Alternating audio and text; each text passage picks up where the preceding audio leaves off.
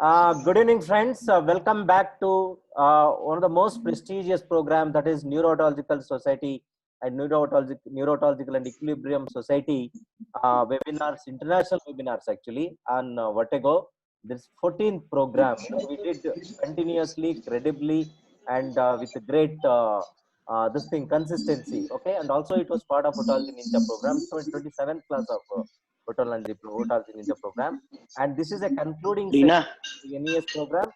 Hence, Rina, hereby I invite Dr. Rina, Amit Goyal, and immediate he is also immediate past president of. પછી હમણાં કશું જ નહીં થાય. Sir, please mute everyone else. Yeah, that's right.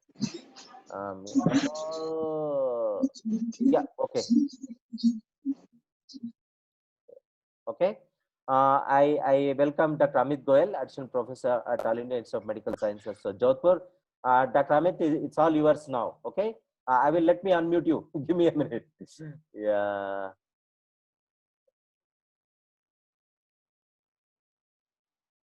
Yeah, Dr. Amit, go ahead. And I have done that. I have done that. Okay, okay. Yeah. So, good evening, all. It gives me immense pleasure to moderate the session. It's a 14th in a row. A really commendable job for NES to go global, and it's 14th in a row for this webinars, which are well attended all the time and have got variety of topics right from basics to advanced ones. So we have discussed many things, and now it comes to an area where we have still untouched sort of thing in the last 13 months, that is surgery for vertigo. So as we all know, when these all non-invasive treatments they fail, sometimes we need to resort to this treatment, surgical treatments, and we have Dr. Sampath, a well-known figure, who will be speaking, but he's got some problems. By that time, our esteemed panelists are Dr. Bhavin Parikh from Baroda, Dr. Kapil Sikka from AIIMS, New Delhi, and Dr. Pawan Singhal from SMS Medical College, Jaipur.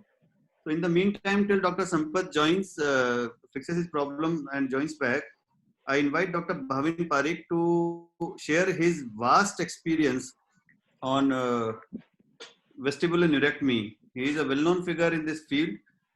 He did completed his PG from Baroda, and after that he has got experience with his training with Dr. Mahadavai and Dr. Vijayendra in the skull base area. And after completion of fellowship, he was selected for scholarship to attend one of the best otology and skull base centers in France, and under Professor Jack Manion. He has got the privilege to co-author 2 books, one with Dr. Mahadavaiya and one with Dr. Jack Manion. And he has got a vast experience, including publications also. And vestibular neurectomy, I think he is a very well-known figure. I welcome and invite you, Dr. Bhavin Parikh, to share your experience with us. Dr. Bhavin Parikh. hello, amiable? Yes. Yeah, so thank you to Team NES, Dr. Amit, Dr. Pawan, Dr. Prahlad sir. Unfortunately, the main part of indications for surgery is to be taken up by Dr. Sampath. So he will catch up with us. My role is to discuss the role of vestibular nerve section for incapacitating vertigo due to Meniere's disease, which is not controlled medically. So not all the patients will require surgery, as we all know. Probably less than 2 to 3 per 100 of Meniere's disease patient will go for surgery. So I will discuss which patients will require surgery, what are the options available, and the role particularly of vestibular nerve section in this spectrum of vertigo. The main indication is Meniere's disease, so I will focus myself only on Meniere's disease. The other indications will be taken up by Dr. Sampath Rao in his lecture. So we start with the presentation. So as we all know, vertigo is always caused by asymmetrical vestibular input. If the asymmetrical input is a one-time input, like in BPPV or vestibular neuritis, usually the problem is solved because of either treating the disease or because of excellent central compensation. The only disease which keeps on causing paroxysmally the loss of vestibular input and then regaining again partially is most commonly is Meniere's disease, and second is migraine. So these are the two diseases which keeps on disturbing the vestibular activity and causing asymmetry. So thus it does not allow the central compensation to happen. So this is a small animation which shows our normal vestibular system, where both the sides are equal, both the inputs to this is cerebellum, and this is the vestibular systems of both sides, and this is the eye which will show the nystagmus. So what happens when there is complete loss of vestibular function on one side? There will be a nystagmus towards the healthy side. There will be no central compensation initially, and which time in diseases like vestibular neuritis, the cerebellar clamping happens and the vestibular nucleus, there is reprogramming of the vestibular nucleus, and there is a permanent compensation, and thus patient is cured of his vertigo. But now there is this particular situation when the areflexia of vestibular system regains, like in after acute episode of Meniere's disease, the patient regains the vestibular activity, and this leads to again rebalancing of the central compensation, cerebellar clamping and vestibular nucleus balancing. So patient will have nystagmus on the opposite side towards the affected side. So if this keeps on happening again and again, there is no cure. Neither the vestibular system helps in solving the problem, neither the central compensation helps in solving the problem. Medicines will help in preventing this asymmetry, but in certain patients, despite of medicines, despite of all the medical treatment, sometimes this vestibular decompensation keeps on happening again and again, and that is when we have to think about surgery. So all the patients of Meniere's disease have to have optimum medical management. Like the most important is discussing with the patient about the disease, the lifestyle modifications, management of acute attacks, and prevention by maintenance therapy of beta-histine and some antidiuretic like Diamox or Aldactone. This will work in, see what we have, prevalence of Meniere's disease is around 15 per 1 lakh. So this medical management will help in controlling vertigo for long term in at least 10 out of these 15 patients. But at least 1/3 of the patients will not be managed by conservative management. That is, if you see over long term, like 3 years, 5 years, 7 years, for 1 to 2 years, medical management will give an optimal treatment. And for more than 3 to 5 years, it will give an optimal treatment in up to 70% of patients. But there will be patients who will progress further and will not be able to be managed by medical treatment. And that is when we have different options of destructive or non-destructive procedures. So the first of it is an endolymphatic sac surgery. Then there are ablative treatments and non-ablative injections like gentamicin and steroid injections. Then there is a hearing preservation ablative surgery like vestibular nerve section, and finally hearing destroying vestibular ablation like labyrinthectomy. I will not go into all the treatment options. Sampath will give us the view of all the possible options. So I have to highlight what is the role of this vestibular nerve section in the entire gamut of treatment available for this vestibular for Meniere's disease. So if we see and if we compare different ablative techniques, as we saw in the animation, if we cannot control the disease, the second best option is to take help of the central compensation by ablating the peripheral vestibular activity. these are the different ways to ablate. The most common and ideal treatment it at present is gentamicin. But the gentamicin injections, there is a huge literature and there is a variety of treatment options with gentamicin. Whether to give on, initially it was given on daily basis, then it came to be given as a weekly option. And lastly, now most of the centers prefer a monthly option. So this is steroid injections usually work for short term, but over long term there is very high rate of recurrence. So though the hearing risk is minimal, less. So the main option for non-invasive ablative treatment is either a low dose gentamicin, which I call as the monthly maximum 2 injections, or a high dose gentamicin, which I call as a weekly injection of 2 to 6 injections. If you give a low dose gentamicin, the problem is a high recurrence rate of 20 to 25%. And if you keep on giving in on demand again and again, it remains no more a low dose gentamicin, but a high dose gentamicin. So it is usually the first choice if the medical treatment fails. But if you give a low dose gentamicin with preservation of hearing, which is possible in up to 92% of patients with low dose gentamicin, the recurrence rate is very high. And if you give high dose gentamicin, the permanent cure of vertigo is up to 85 to 90%, but there is around 10% recurrence, and there is a moderate risk of hearing loss. And in both this gentamicin therapy, the progressive hearing loss of Meniere's disease could not be arrested. We are just curing vertigo, but we are not arresting hearing loss in all the patients. A significant number of patients will have hearing loss arrested. The other option, as we discussed, was labyrinthectomy, which has a very high success rate, a permanent cure of vertigo, but at the cost of hearing loss. So the only option where we can have everything, a minimal hearing loss, very high success rate, and a permanent cure, is vestibular nerve section. But unfortunately, the disadvantage is it's an invasive procedure. It's a surgery compared to gentamicin.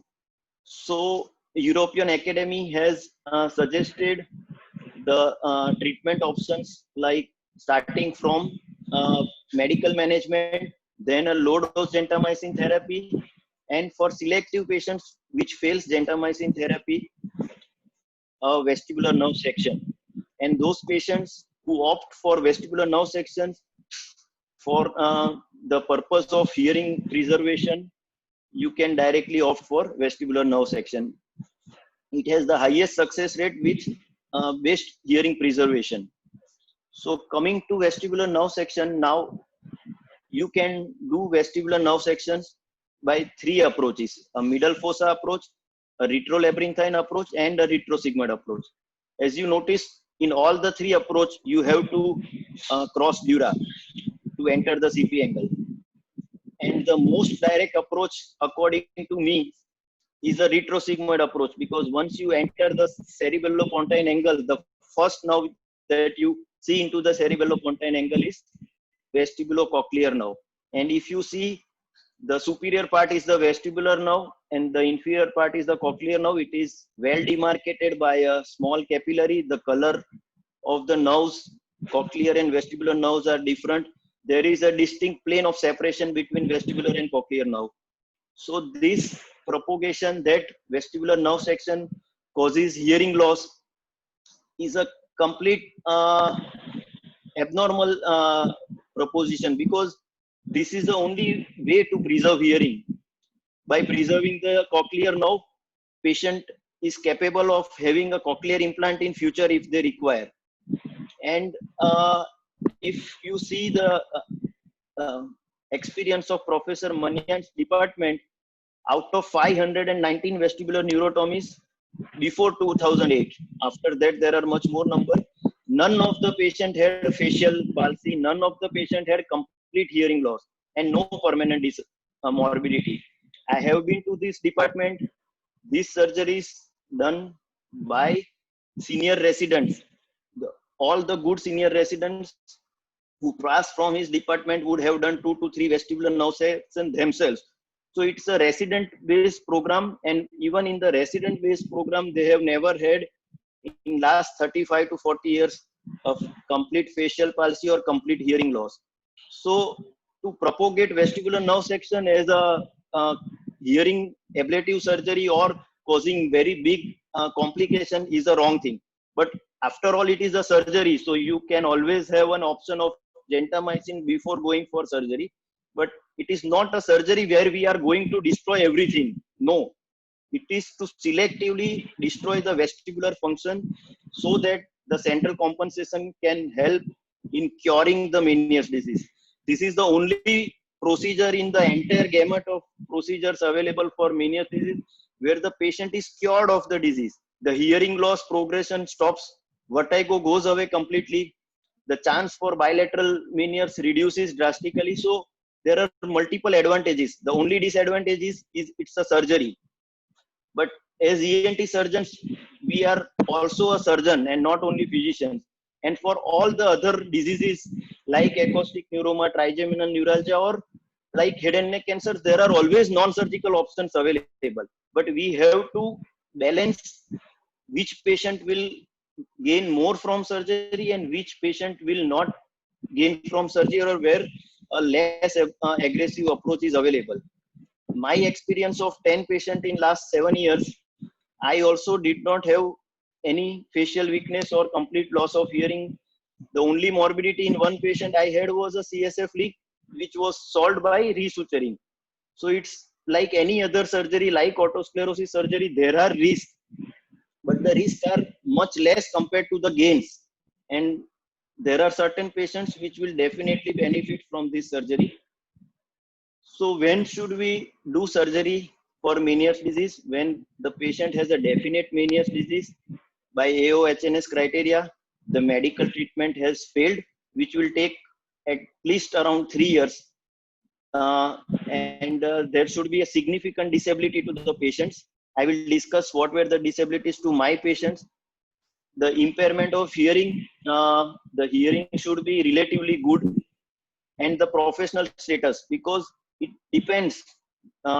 Patients who are wanting to preserve their hearing, who wants to stop their disease permanently, they will have this option.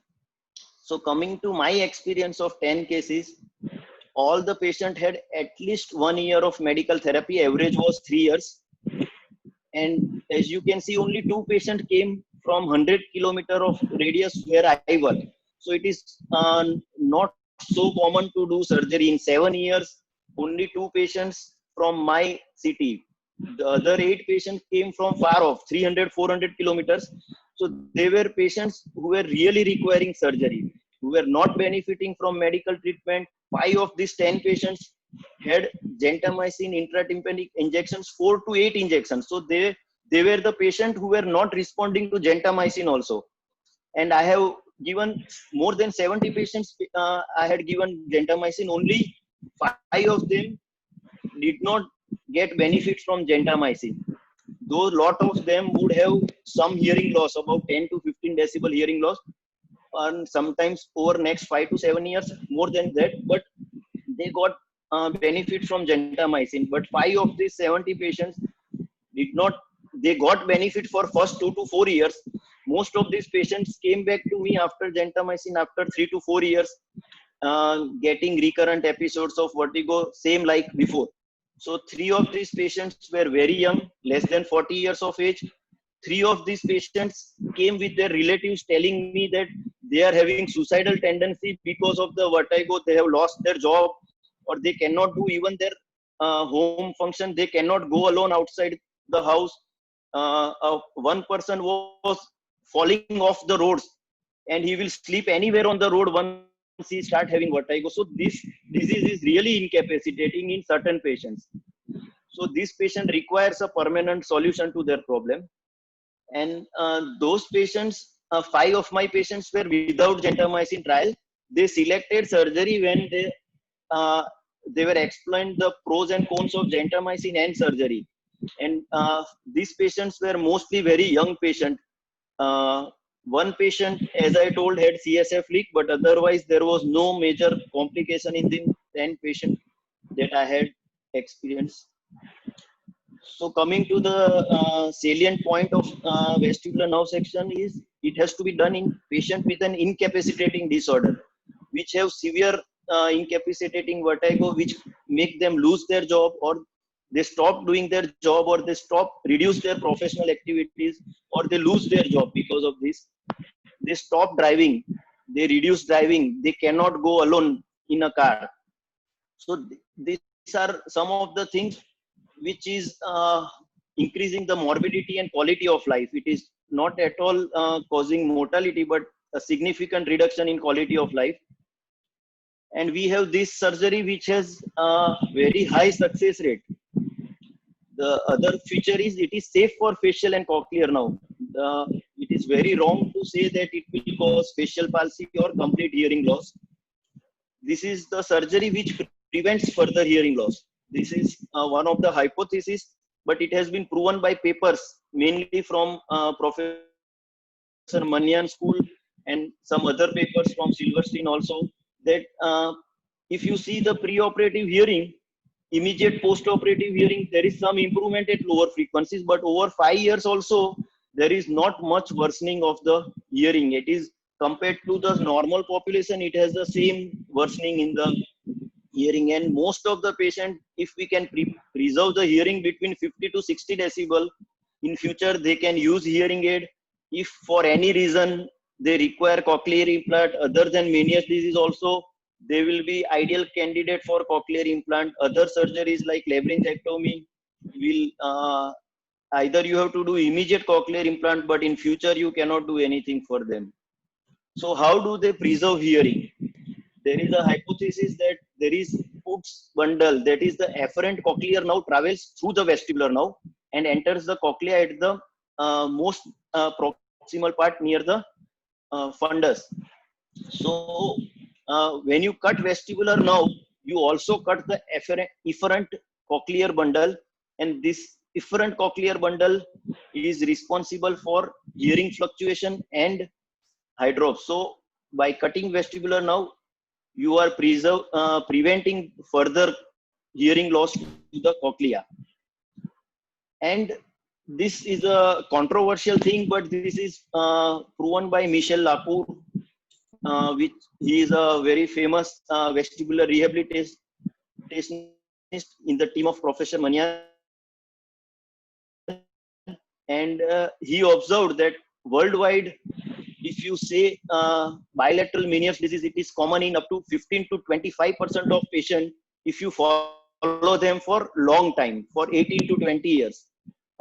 So when he observed his patients who had undergone vestibular nerve section, only 6 cases out of 316 cases of nerve section with mean interval of 8 years, that is only 2% of patients had bilateral Meniere's. And this comes from a team which has some of the best vestibular rehabilitationist, best surgeon, and they are the team who have introduced video nystagmography to the world.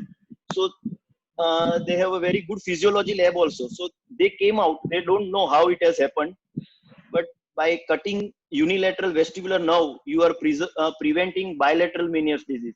They don't have explanation for them this, but it is from their data that they have come up. And what they say is that the new vestibular nucleus causes a new pathway into the vestibulocerebellar pathway, which prevents bilateral Meniere's disease. They don't know how exactly. So summarizing, this is a most effective treatment. It is safe regarding facial nerve, and the surgery is safe compared to any other surgeries, and it is safe for hearing and contralateral ear. So I have a video. Does Sampath, is Sampath ready, or shall I show the video?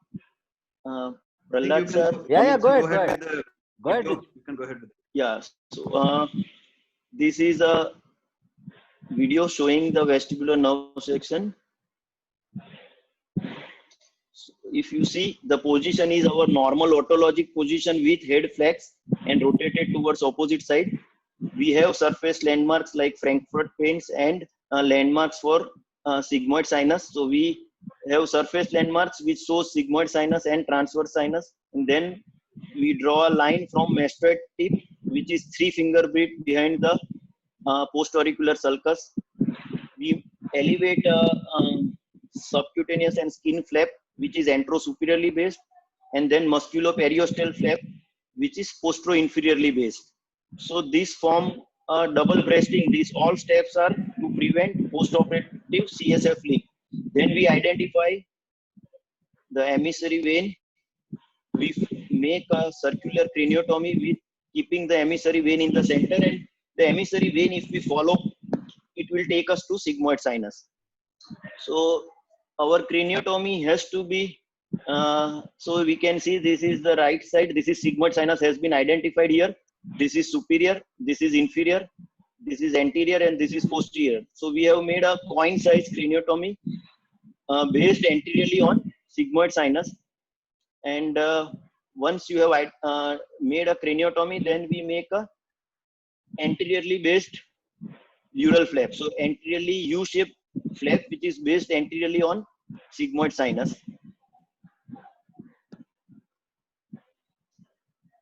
So we incise the dura with 11 number knife, and then slowly elevate this dura with the attached arachnoid. Before incising the dura, we ask the anesthetist to do hyperventilation so that it will cause a very good cerebellar relaxation. And this is the only technique which we use to relax the cerebellum and enter into the CP angle. So we are making,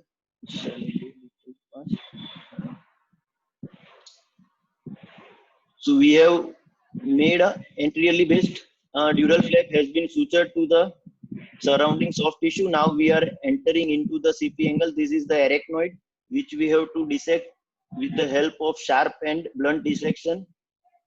We are protecting the cerebellum by putting patties over it, surgical patties over it. This is a small subarcuate artery which is entering into the subarcuate canal. So we can easily coagulate this. This is harmless. And then we can sharply cut the arachnoid and retract the arachnoid. You can have a glimpse of cochleovestibular nerve in the center. So as soon as you enter CP angle, the first thing in the center of the CP angle is vestibulocochlear nerve. So you have to dissect the arachnoid out of our field so that we can work easily.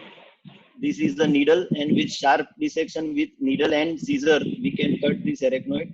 I will go a little fast.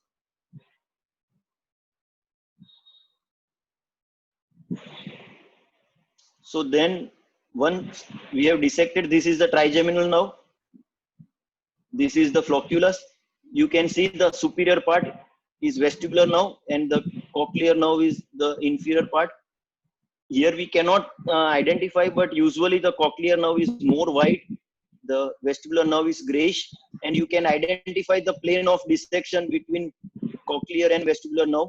It is much more clearer in three-dimensional view with microscope, but you have to find the ideal plane between vestibular and cochlear nerve. There are certain nerve monitors which can help to identify exactly which nerve fiber is vestibular nerve fiber and which nerve fiber is cochlear nerve fiber. But at present in India, we are not using that. But individual nerve fiber, we can identify whether it belongs to cochlear nerve or vestibular nerve. But the anatomical dissection is good enough in more than 98% of cases. So you dissect the vestibular cochlear nerve. If you see, the facial nerve will be behind the cochlear nerve inferiorly. And as you go more laterally, it will come behind the vestibular nerve. But if you make the dissection at the lower 1/3 part, then the facial nerve is quite protected by the cochlear nerve.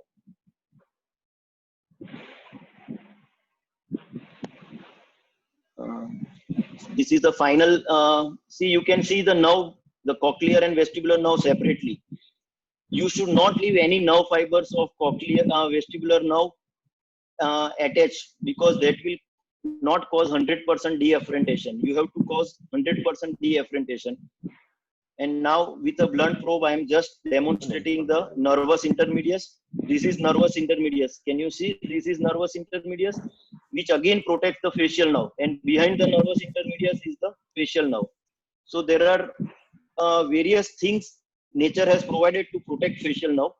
And cochlear nerve, if you find a right plane, you cannot completely cut the cochlear nerve unless you cut off the blood supply of cochlear nerve. Otherwise, so this is the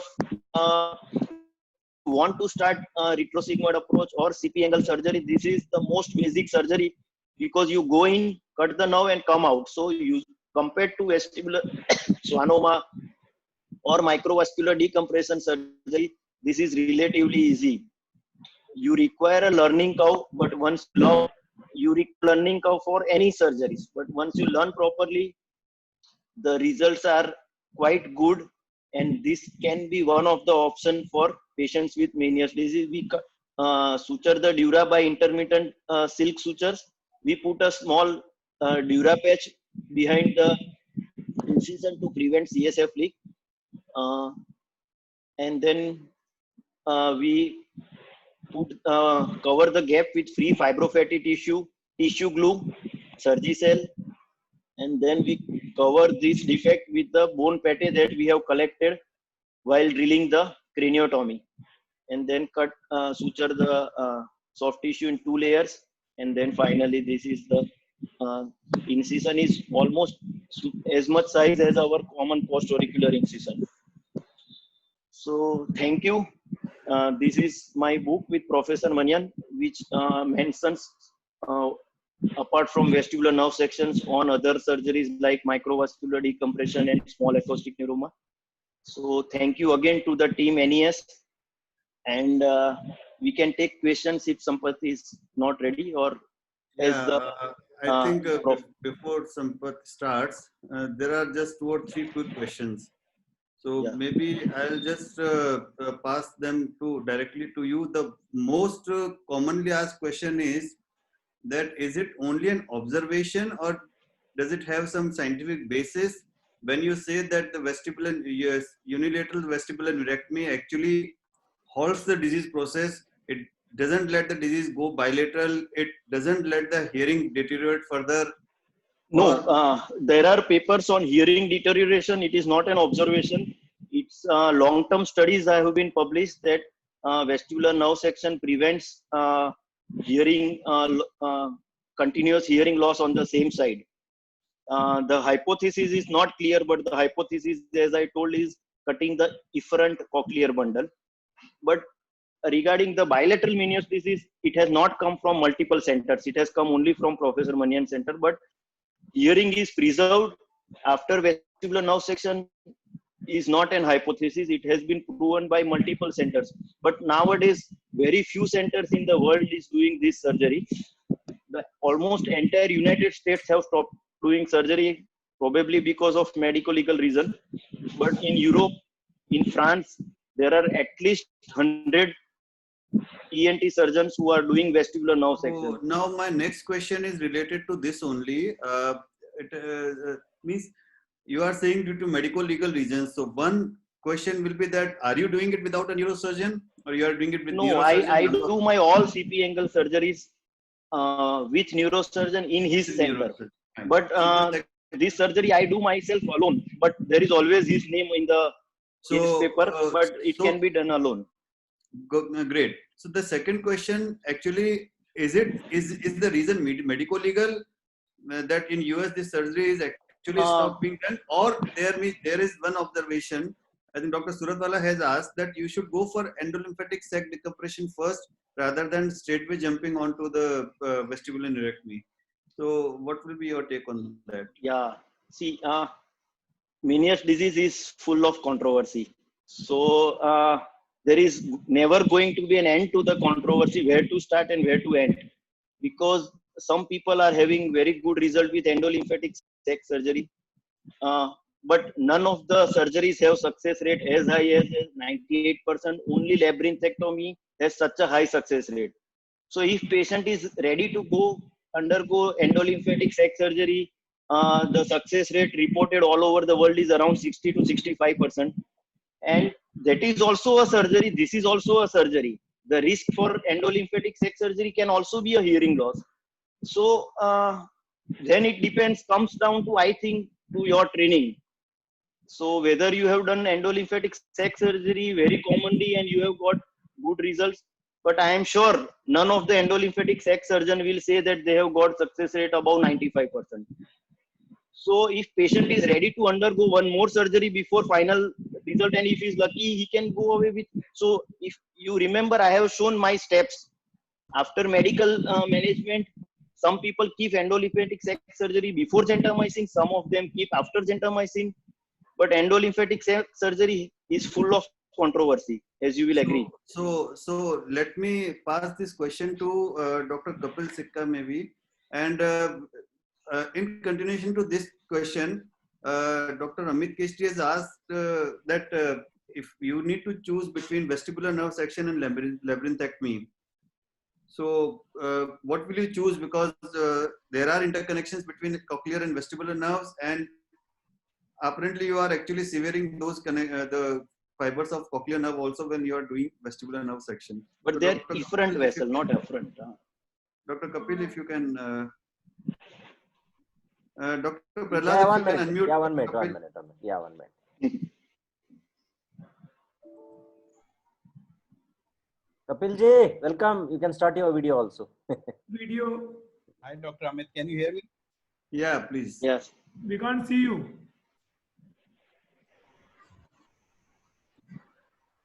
Kapil ji, you can start your video also. Kapil is Yeah, seen Kapil, now. please. Welcome, Kapil Go ahead. ji. So Kapil, So it was a good talk, Dr. Bhavin. I really enjoyed this. So the question turns out to be, what is treatment of choice? As we have already discussed about the nerve section, the Kapil, the can you sac stop your decompression, and not discussed about labyrinthectomy. So if you ask me about the Kapil, I think Amit Boss is suggesting, because there is some interruption in your speech, in your voice. So you can Please switch off the video Yes, and you can just switch off on video. the audio. Like you continue with the audio. Yeah. so can you hear me, sir? Yeah, Yeah. that's better. So, sir, actually, if you ask me the choice of surgery, I would agree with Bhavin that if you have to do surgery, then probably vestibular nerve section is more physiological. It is it describes the disease treatment in a better way. It is probably, I would say, easier to do and more sure shot way of achieving vertigo control as compared to the sac decompression operation. My institute, we do not have much experience now. I think it was done in the past with the sac decompression, but we are also for total surgical labyrinthectomy, and that is a very effective procedure for the prolonged vertigo control in cases that are not handled medically.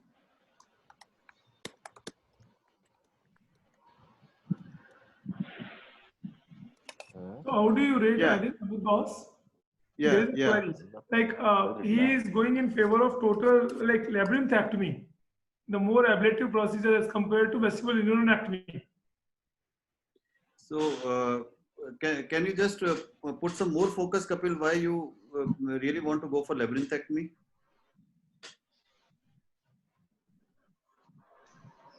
Kapil, Kapil, you can unmute yourself, I think.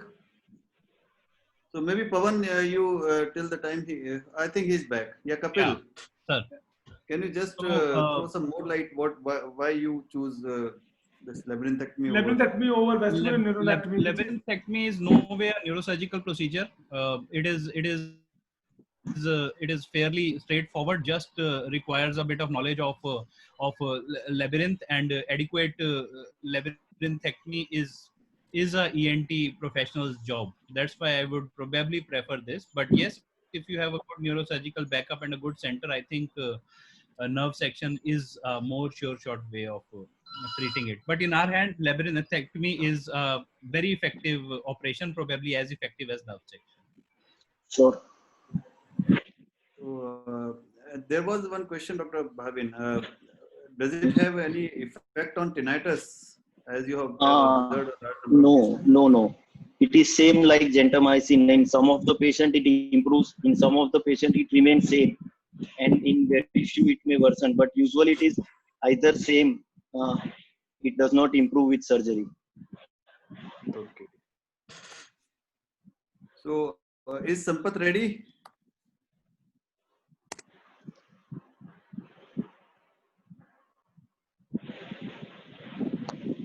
Sampath, are you there?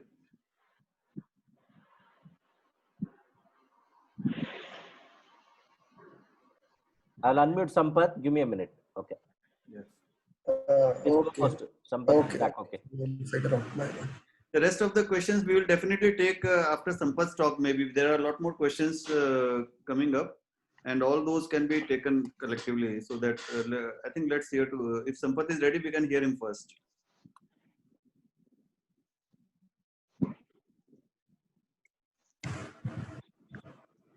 Sampath, you can share your screen. Yeah.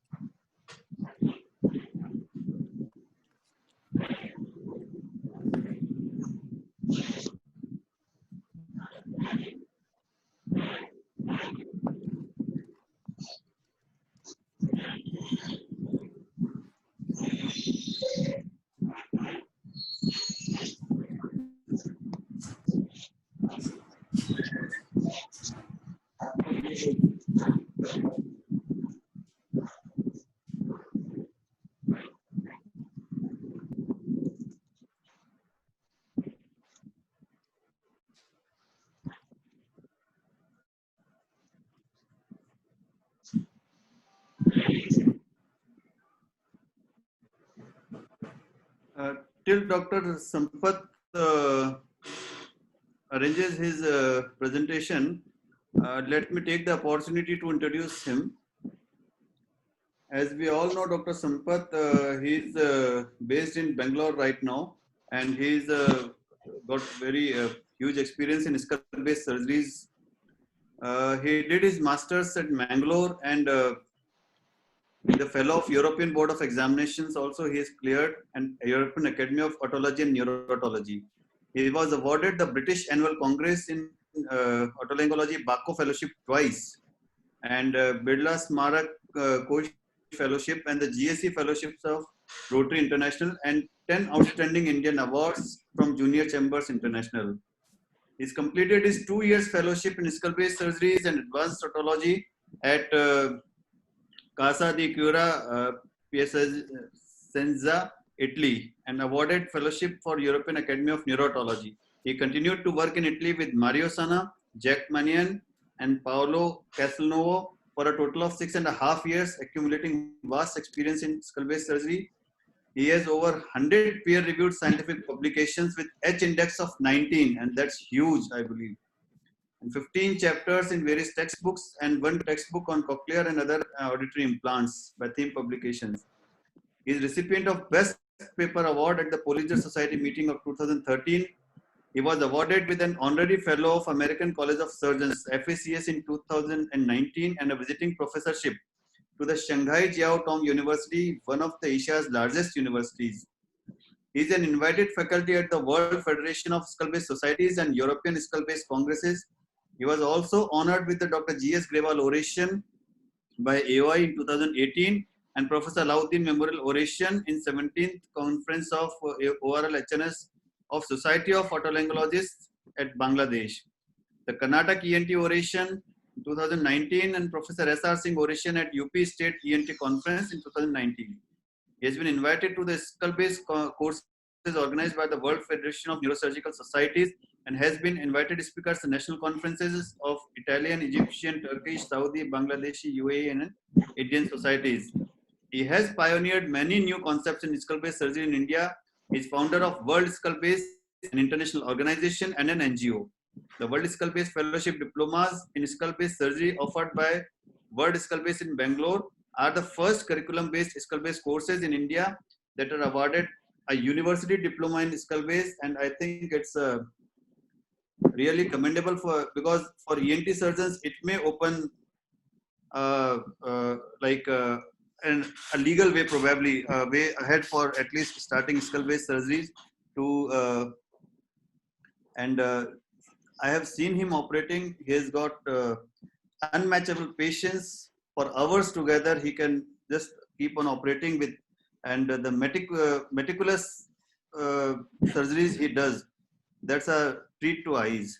So that's about Dr. Sampath, and if he's ready, we can have the pleasure of hearing him. So is he here?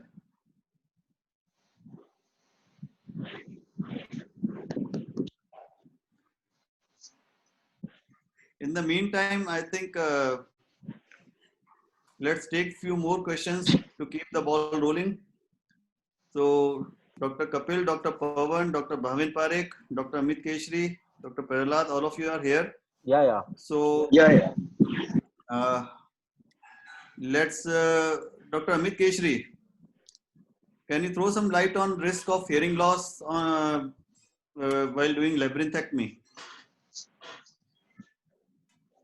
Amit, are you there? Hello. Yeah. Yes, sir. So- Actually, in labyrinthectomy, we will lose hearing anyway, because hearing will be gone as soon as you will destroy the labyrinth. In vestibulonerectomy, we can preserve hearing in most of the cases. So that is the difference. But according to the literature which I have assessed few days back, the labyrinthectomy has more effective than vestibulonerectomy, because as we have already, Dr. Bhavin Parekh has commented that there is an interconnection. So this interconnection also lead to not 100% results in vestibulonerectomy as compared to labyrinthectomy. But the labyrinthectomy patient, on the other hand, have some problem in compensation in initial few weeks.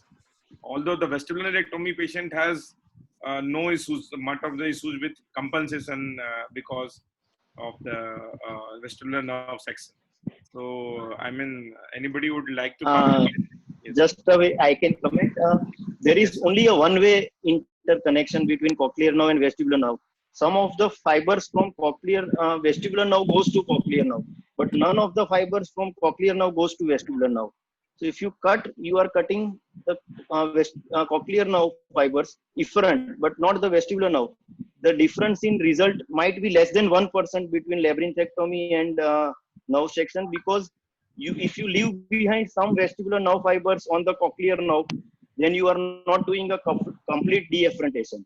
But if you do labyrinthectomy, you are completely destroying vestibule and the peripheral organ. So that is why a small difference, but that difference is less than 1 or 2%. But that is at the peripheral level, at not the nerve level. Okay. Right. I mean, there was one paper. That's why I quoted. Yeah. There is a. I mean, apart from that, there may be interconnection or not. I don't know. I mean. Pawan, you can chip in, please. A small idea just flashed to my mind right now about the hearing preservation there in labyrinthectomy. Can't we do something like a subtotal labyrinthectomy? We just leave the saccule down there. We drill the semicircular canals, do the utricle, which is posteriorly superiorly located, and we clog the opening between the utricle and saccule there. we just do something like that. Could we preserve that? I've just flashed this idea flashed to my mind. People have tried doing this for acoustic neuroma surgery to preserve hearing, Yes. but the success rate is very less. Okay. But people have tried for acoustic neuroma. They do labyrinthectomy by plugging the semicircular canals and preventing fluid, Yes. perilymph and endolymph loss. But the success rate is very low. So there are a couple more crazy people like me to think about. Yeah. Okay. So partial labyrinthectomy has been quite described. You can just selectively attack. It is, you can say, slightly more than the chemical labyrinthectomy, where you selectively destroy the utricle and saccule, the organs that are probably contributing more to the Hydrops pathology.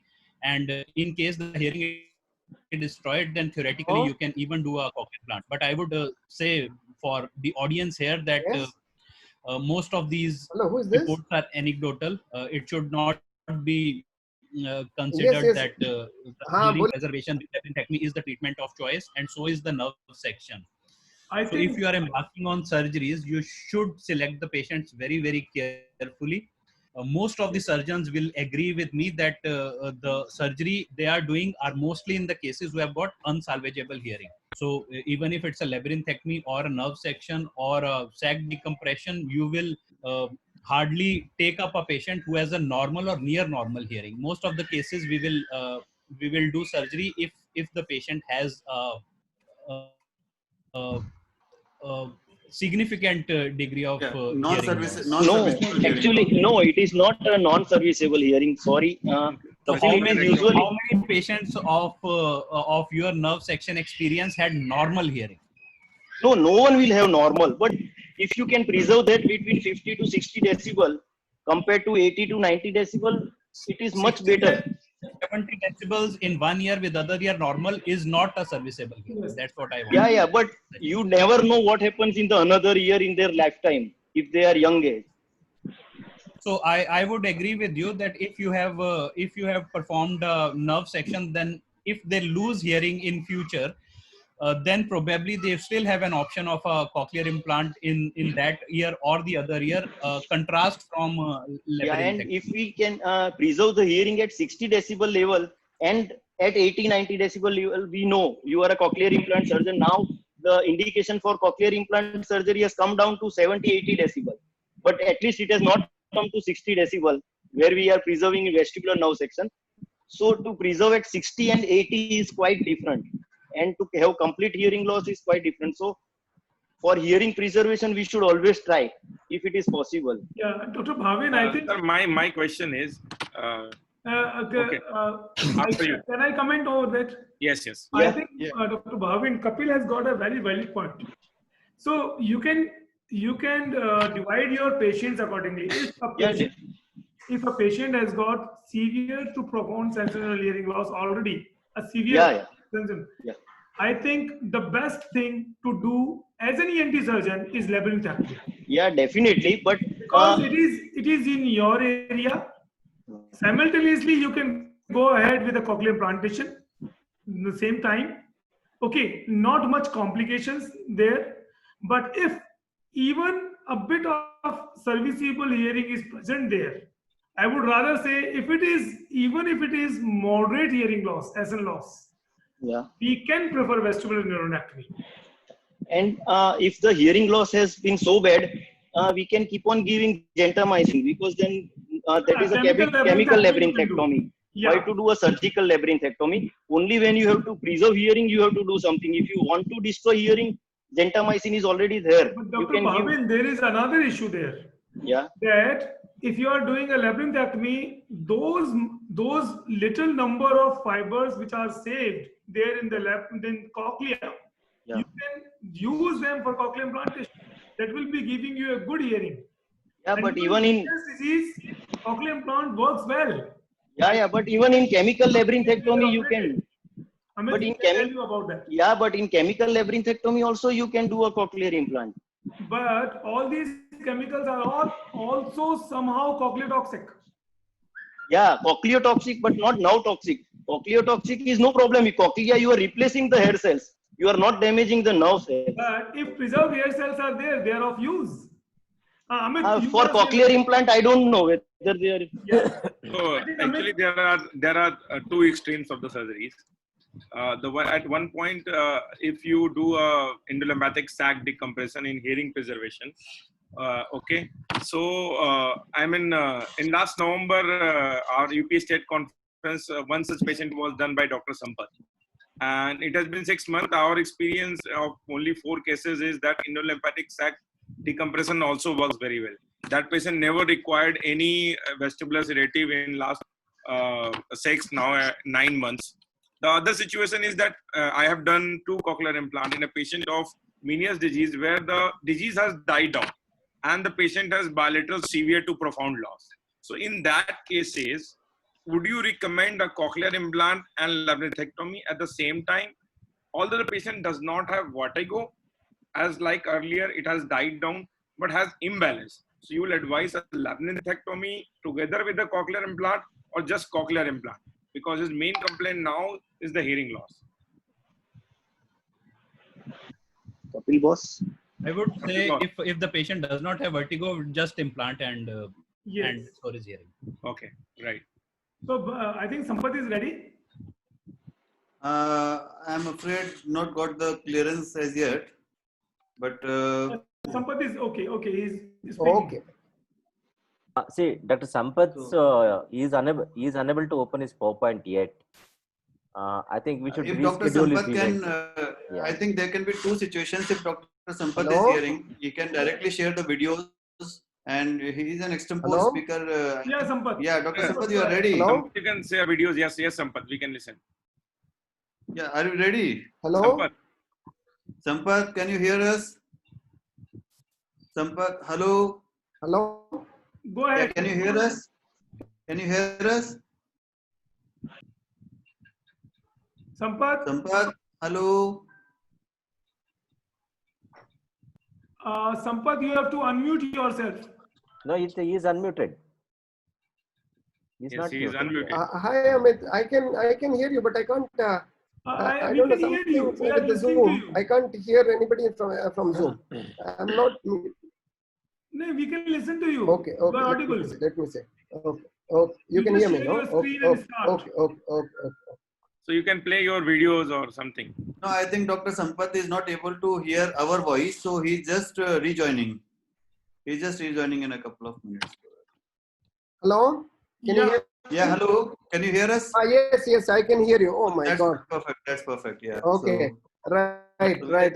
I'm so sorry, guys. I have a serious problem with my presentation. It's okay. Now, my presentation is Can you 6 open? GB. Can you play the videos, Sampath?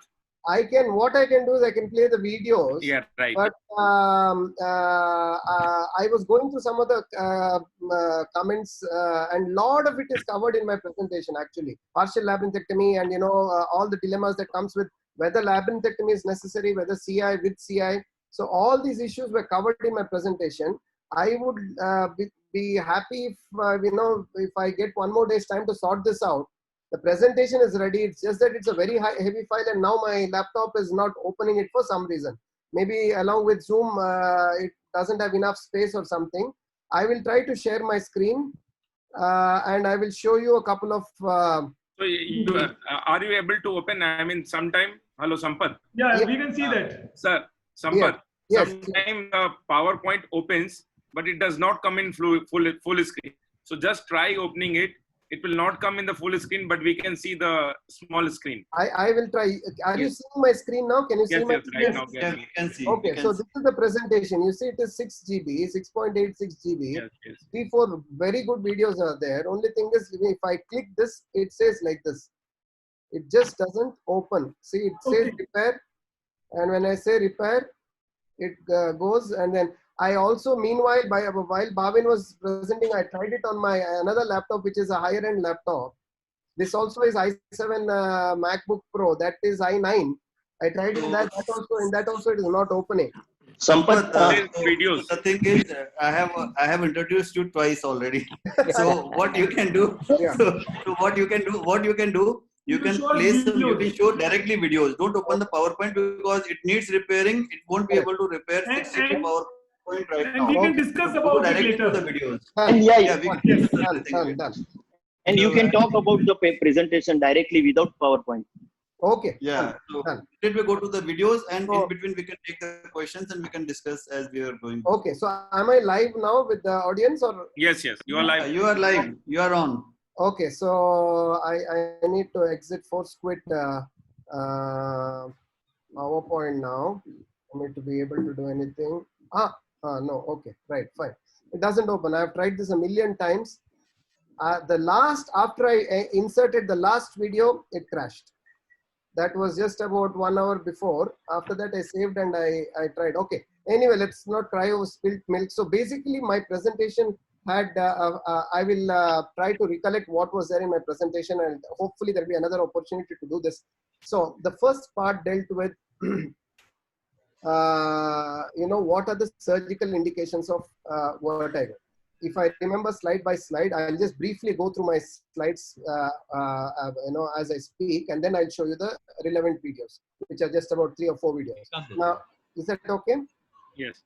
Okay. So the first couple of slides dealt with what are the indications. Now, let's begin with basic.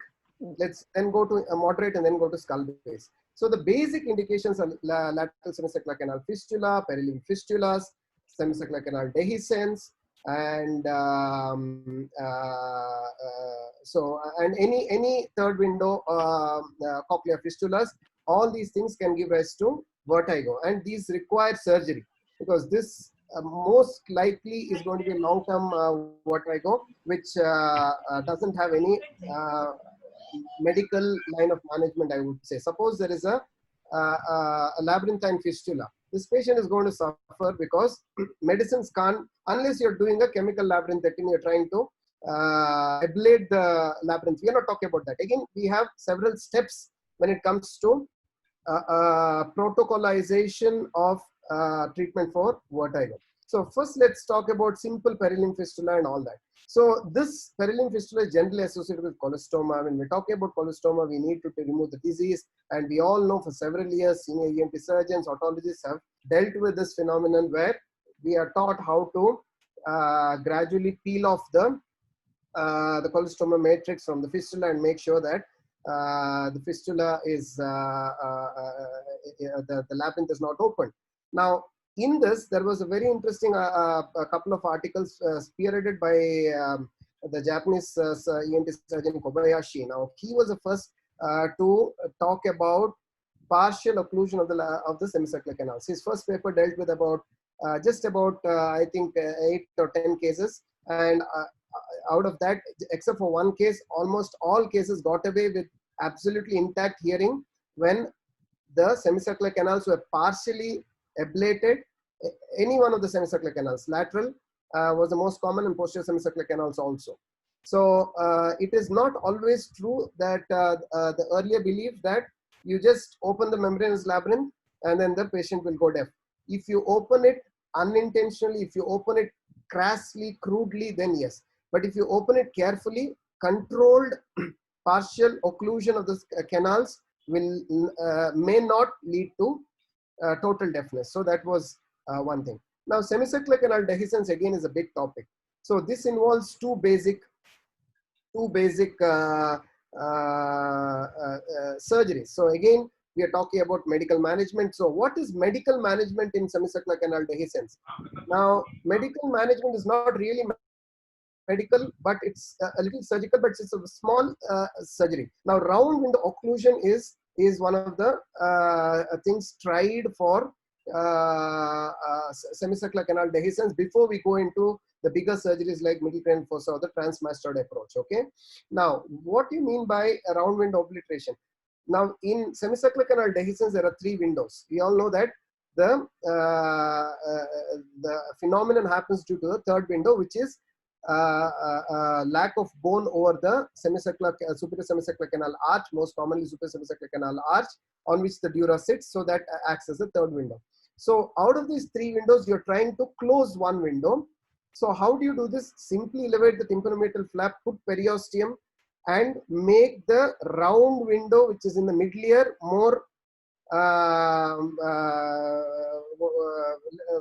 less fluent. You know what I mean is to make it more rigid and to close it using periosteum. Cartilage has also been used to completely occlude the round window. So these have been these are the techniques which you can try before you go into the more radical surgeries, or more, I would say, complex surgery. Not really radical, they are not radical. So then you come to the two options, middle fossa and the transmastoid approaches. So these are the two defined surgeries for vertigo with superior semicircular canal dehiscence. Now, what is better of the two? Now, when you're talking about, okay, just I'll keep talking, but are you all able to listen once in a way? I'll just ask you if everybody is with me, is the audio okay? Yeah, everything is fine. Go ahead, Okay. please. So we are talking about middle fossa approach and transmastoid, which are the two preferred options. Now, when you're talking about the middle fossa approach, what are the pros and cons of middle fossa versus pros and cons of transmastoid? Now, transmastoid approach is a straightforward approach. Almost every otologist can do this, whereas middle fossa requires a little bit of a skull-based training. But in today's day, a mini craniotomy is no big deal. I think most ENT surgeons are able to do this, and we don't really need to get the help of a neurosurgeon. A small mini craniotomy at the root of the just above the zygoma, 2 into 3 centimeter, or even a 2 into 2 centimeter small mini craniotomy is enough to elevate because all we need to do is identify the superior semicircular canal arch, that is the arcuate eminence. So you don't need to go anywhere beyond this. So an experienced surgeon with the middle fossa, what I mean is experienced with the middle fossa approach and all that, will need a very small mini cranio to go there and to deal with the situation. Now, middle fossa approach has given consistent results for superior semicircular. It's supposed to be a more consistent, it gives consistent results rather than when compared to a transmastoid approach. Transmastoid approach, literature says, gives inconsistent results when it comes. So what do you do transmastoid? What do you do middle fossa? When you're going through the middle fossa approach, you can do two things. One is, if while elevating the dura, if you're careful and if there is no breach of the membranous labyrinth, you can keep a small bit of fascia, and or you can wrap a pliable perichondrium cartilage with perichondrium, and then you can keep it over that, put tissue glue, and make sure that it stays in that area. So that is how you deal with it. Now, if the canal is so dehiscent that when you're elevating the dura will be on the canal and the canal opens, then you have to be able to quickly plug it on both the sides, controlled in a controlled fashion, and then you can do a partial occlusion of the semicircular canal. So these are the two options available. Now, transmastoid, you can do the same thing. You can do a cortical mastodectomy, do a labyrinthectomy, expose the superior semicircular canal, and then you plug the superior semicircular canal before the, so it has to be done at the just around on either side of the supposed dehiscence. Now this is a problem because in a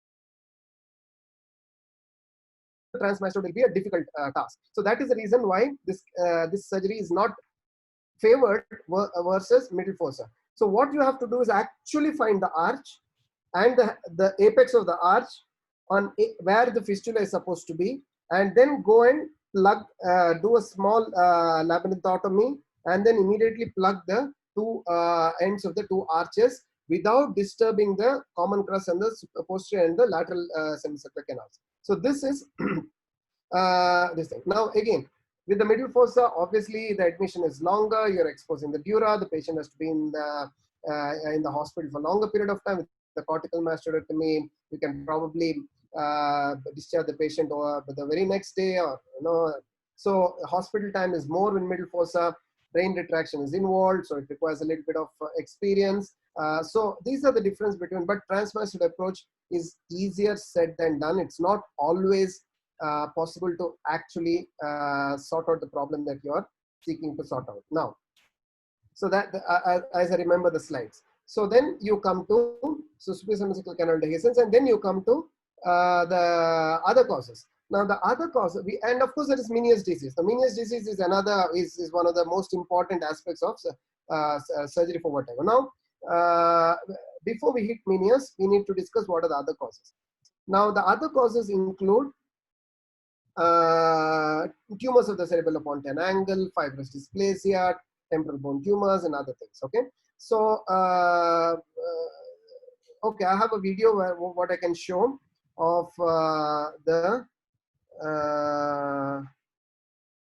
of a patient who came to me with. Are you seeing my screen? You're playing with the QuickTime. You're playing with QuickTime video. No, I will play with VLC. VLC, na? So you have to share VLC. I have to share VLC. Okay, okay. Yeah. But you're able to see my screen, no? No, Not folders are all seen, no? Not yet. Not yet. No. Not yet. Not yet. Share screen and then share VLC. Or you can click the you open the file and share directly VLC. Exactly. Okay. So, Yeah. so what I'll do is, so these are all my surgical patients. What I wanted to show you was Petrus bone. Yeah, epidermoid. CP angle epidermoid. This is so funny, you know, I've never done this before, never happened to me. But yeah, everything's an experience. So CP angle epidermoid here. Okay. Now this patient actually, I'll use the shorter version. Now I think I inserted this file, and that is what led to the crash. Okay. So can you see now? Can you see my presentation? Not yet. You Yeah, have to share yes. You have to share the VLC. I have to share. Go the to new video. share. Go to new share and share VLC. Okay. Okay. Just a minute. You stop share, new share, and then the VLC. Okay. Can you see now? Yeah. Yeah, Of course. Okay. So, so this is a translabyrinthine approach for a cerebellopontine angle epidermoid. Now, this patient came with, this patient was from South Korea, Bangladeshi patient settled in South Korea. This patient came with a history of hearing loss and giddiness. Now, the reason I'm showing this video is to show that giddiness is not always equal, surgery for vertigo need not always equal Meniere's disease. Yes, Meniere's disease is a separate topic. It's an important topic, more commonly dealt with by otologists, so it's in discussion. But there are so many cases of vertigo that come to a skull-based surgeon, and this is one. So this patient had hearing loss, about 60-65 dB hearing loss, and giddiness. Treated medically for several months, maybe a couple of years, and then MRI was done, and it showed a huge cerebellopontine epidermoid. Audiogram showed a 65 dB sensitivity. So this is audiogram. Okay, 27-year-old male. Now the decision was whether to do a translab or a retrosigmoid. Now retrosigmoid approach, you saw that the hearing loss was about 65 dB. And the MRI showed that the lesion, and you'll see it in the surgery as well, that the lesion is going right up to the fundus of the internal. That is why there is decreased hearing. Now, if it was just a CP angle epidermoid, the pressure on the nerves would not have been so intense, and the hearing loss would not have happened so soon in the progression of the disease. And this patient had giddiness. So it was very evident that it was going into the fundus of the internotory meatus. Now, when it's going to the fundus, retrosigmoid, at least in my hands, with hearing preservation in a patient with 65 dB, I can't assure it. So what I thought is I'll do the easier thing, go translab, make sure that it's a fairly big epidermoid, go translab, finish the case nicely, and then do a BAHA. Now these days I do a BAHA with all my, I've done about 12-14 cases, all cases with a single-sided deafness, who end up with a single-sided deafness, get a BAHA in my hands, simultaneous ipsilateral BAHA. Okay. Now this is the approach, a T flap as in a translabyrinthine approach, a classical T incision. The flaps are elevated up to the digastric ridge. The emissary vein is closed, and this is again there's some problem with the resolution. Is it pixelated on your screen or is it clear? Is it clear on the screen for you? A little bit pixelated, but we can make it out. Okay.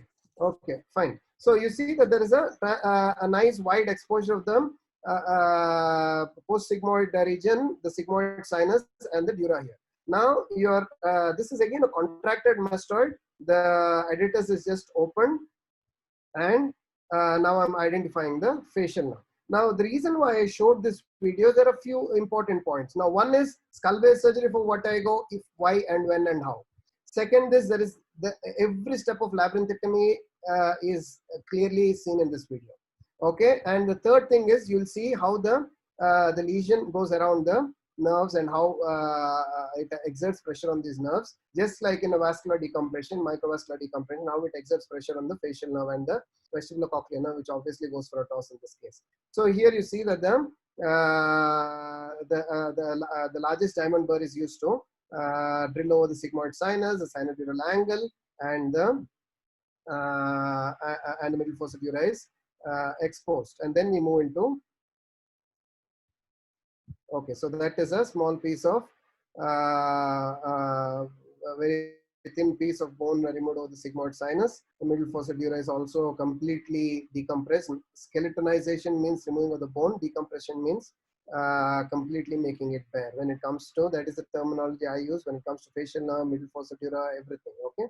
Now here we are isolating the semicircular canals. Just briefly going into the canals. First, I always identify the facial nerve. Then I go into the canals. So this is briefly skeletonizing the canals. Now I come to the facial nerve. Now, one of the points I wanted to make in my presentation, I had anatomical dissections to show this, is this point where I'm drilling. Now see this point. Now we are talking about the lateral semicircular canal here, the posterior semicircular canal here, and the facial nerve is already more or less seen. Now the point that I always begin and focus is what I call this facial dimple here, which is at the junction between the lateral and posterior canal, just at the junction there. Okay, so the facial nerve is lateral, the lateral semicircular canal is posterior, and inferiorly of this. So this point is where you have to start drilling to actually get to the nail, to nail the facial nerve. So you see, again and again and again, I go to this. Do not fear the lateral canal, because there is a small dimple here which will allow you to drill in that area. So if even in cochlear implantation, I love to begin at this point and then I go into the, see, that is the point. That is exactly the point where I like to drill and expose the facial nerve. Again, this is the posterior canal here, lateral canal is here, superior canal is coming into view. So you see how I drill that area so that now the facial nerve is, and you see the vasculature coming into the picture. So that's the blood supply. So that is also the point where I expose the nerve. No, I'm not exposed in the sense, not decompressed, but I skeletonize the nerve. That is the nerve monitor probe that is being used to. So this thing. Now you see the facial nerve is completely bare. You can actually see the nerve, and this is the blood vessel. No harm if you have not exposed the bone. No harm in coagulating the facial, the blood supply to the facial nerve if you are not exposed bone. Okay, so now that's the facial nerve exposed. Now you see the facial nerve is not exposed. When I say exposed, I'm talking about decompression, not skeletonization, not decompression. Now I go into the nuances of labyrinthectomy. Now here the posterior fossa dura is nicely exposed. Pre-sigmoid dura is exposed. I am drilling on the border of the posterior semicircular canal. Okay, and that is the area where you drill to look for the jugular bulb. Okay, so that is the area of the jugular bulb. Long way to go. Okay, so we are just at the tip of the iceberg. Okay, so that is a little bit of the jugular bulb area again being exposed. Okay, and now you can see the dome of the jugular bulb. Very convenient. This is the spongy bone is occipital bone. This dome of the jugular bulb is low, and it is very convenient for surgery. Even if the mastoid is constricted, you see, if you're very close, one thing I want to tell all of the young people watching this, if you're very close to important structures, no amount of constricted mastoid can restrict your access. Okay, but it takes time, it takes patience. Go close to the fascia.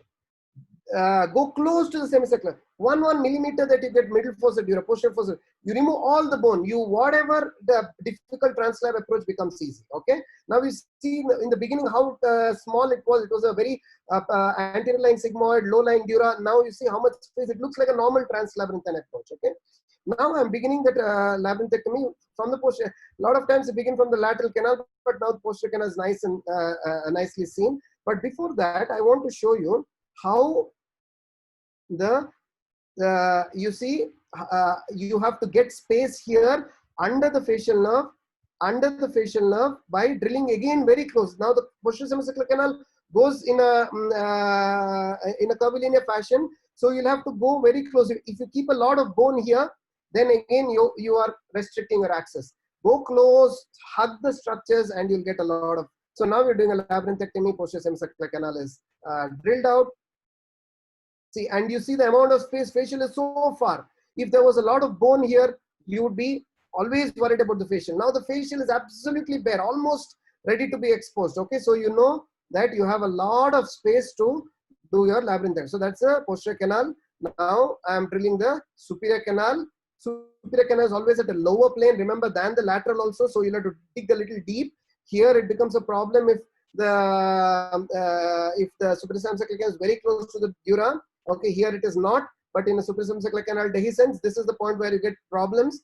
To go very close, not to injure the dura, not to allow a CSF leak, and then to plug the canal is not always an easy task, because in superior semicircular canal dehiscence, it's always very close to the dura. Okay, so now you see that this is the common crus. Okay, this is the superior canal. There is still a lot of bone to be drilled because we have to push it down. Okay, it's not in the same plane. So this is the posterior canal ampullary end. This is the superior canal here coming like this. This is superior canal. Now I'm drilling under the facial, going around the bulge, the loop, and the ampullary end is actually much deeper. This is the beginning of the ampullary end. Okay. Now I'm coming to the lateral. Before that, you just smoothen it out a little bit. Okay, and then you start drilling the lateral canal and you get the lateral canal. Now the lateral canal is isolated. Again, here also, see on the head of the lateral canal, go close to the nerve, remove this bone now. Okay, remove this. And now at this point, I would like to again tell you that facial nerve point that I said, the dimple is exactly here that. So if you go too deep in the dimple, you'll hit the posterior semicircular canal. So this is the arch. Again, you are now you see the superior canal arch is nicely seen. Now I'm going to identify the ampullary end of the superior canal, because it's very important for me in this case, because it's a translabyrinthine approach. So the ampullary end is also the starting point of the superior ampullary nerve. So for me, it is very important that I go find the ampullary end and preserve the ampullary end till the last. Okay, so this is and then you go. Now you see, now this is the ampullary end of the lateral, non-ampullary end of the lateral, ampullary end of the superior somewhere here, ampullary end of the posterior, non-ampullary end of the posterior is common crus, with the superior which is all gone. Now 1, 2, 3, 4, 4 ampullary, non-ampullary canals have to now go into the vestibule. So you need to make sure that all these ampullary, non-ampullary canals, again you see the facial nerve, you have to hug it. If you leave behind something here, this is also in normal labyrinthectomy. Okay, if you leave behind, you will not see the vestibule clearly, and then you'll end up leaving sensory epithelium in the vestibule, and then you will your vertigo will not. So now you see lateral is all gone, superior little bit is there, posterior is there.